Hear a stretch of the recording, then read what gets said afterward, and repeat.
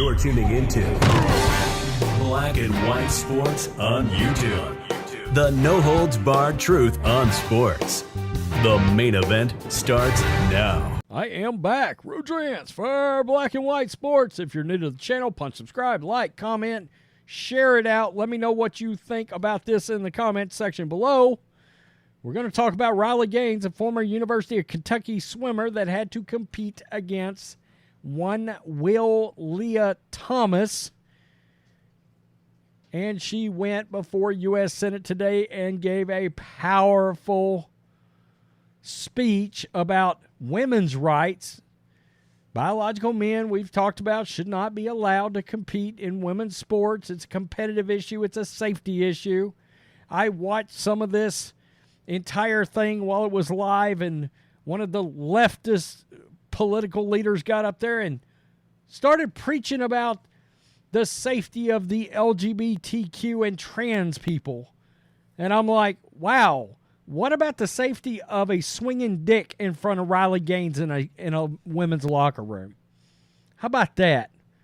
Or is that not peeling back the curtain just bluntly and obviously enough for you? Just come out and say it. That's okay. She should be subjected to that. That's fair. That's okay.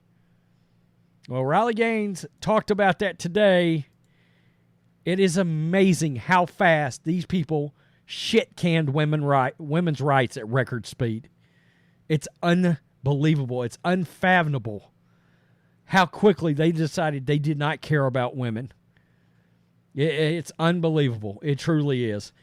This is Breitbart in a testimony before the U.S. Senate. Former Kentucky swimming champion Riley Gaines blasted the NCAA for allowing biological male LIA Thomas to compete as a woman.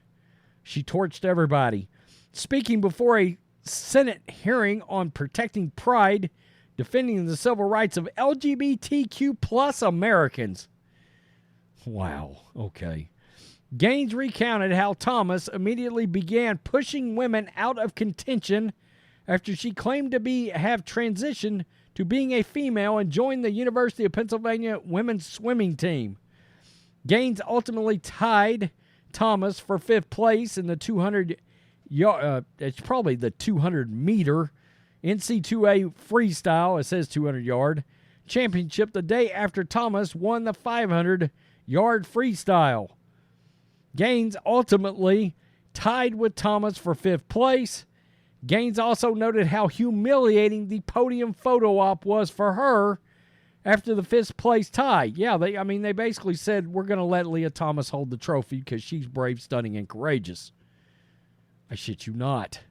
Quote, having only one trophy, the NCAA handed it to Thomas and told me I had to go home empty-handed. Gaines said, according to Fox News. And when I asked why, which was not a question they were prepared to be asked, I actually appreciated their honesty because it was crucial. Thomas had it for picture purposes.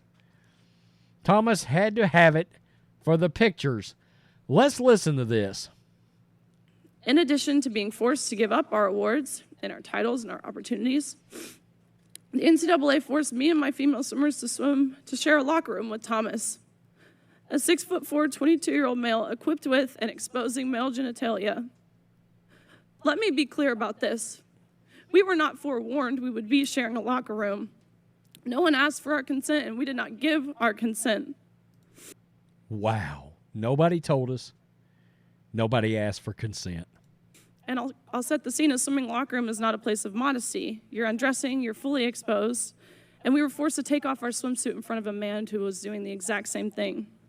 If nothing else, I truly hope how you can see this as a violation of our right to privacy and how some of us have felt uncomfortable, embarrassed, and even traumatized by this experience. How is this not considered lewd behavior?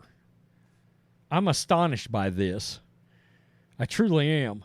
I felt betrayed. I felt belittled. I felt reduced to a photo op, but my feelings didn't matter. What mattered to the NCAA was the feelings of a biological male. Again, this is a female sport we're talking about here.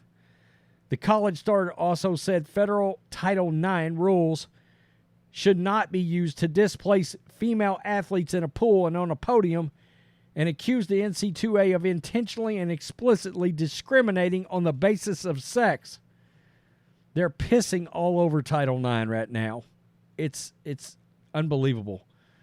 I mean, so many things that are happening is about us taking massive steps back in history. The 23-year-old former swimmer has since become an activist working to save women's sports and to encourage the sports world to disallow men claiming to be transgender women from competing as women. Gaines also said that forced to share a locker room who retained his male genitalia despite claiming to be a woman was galling, and we just heard that testimony. Gaines said that many of the female athletes felt uncomfortable, embarrassed, and even traumatized by this experience. That's because they're trying to normalize a lot of sick behaviors. Let's be real. I know that I don't speak for every single person who competed against Lia Thomas, but I know I speak for many because I saw the tears, Gaines told members of Senate. I saw the tears from the 9th and 17th place finishers who missed out on being named All-American by one place. Wow. I can attest to extreme discomfort in the locker room from these 18 to 22-year-old girls when you turn around and there's male eyes watching you in that room. And I can attest to the whispers and the grumbles of anger, frustration from these girls who, just like myself, worked their entire lives to get to this meet. I can attest to the fact that around the country, these female athletes who opposed the inclusion of Lia Thomas in the women's division were threatened, intimidated, and emotionally blackmailed into silence and submission. Whoa. 2 key words here. They did not give consent to this happening involving Lia Thomas coming into the locker room or competing or any of that sort of thing. We're not okay with it. We don't want that to happen. Why is there a male in the locker room? And the other one was submission. Why are these women being put in a position where they're even being asked to, or in this case not asked, to consent or submit to anything that has taken away their rights as a competitive athlete? They're in there to compete against women, not biological men. It's appalling. Eventually, a woman's going to get hurt. We've talked about that.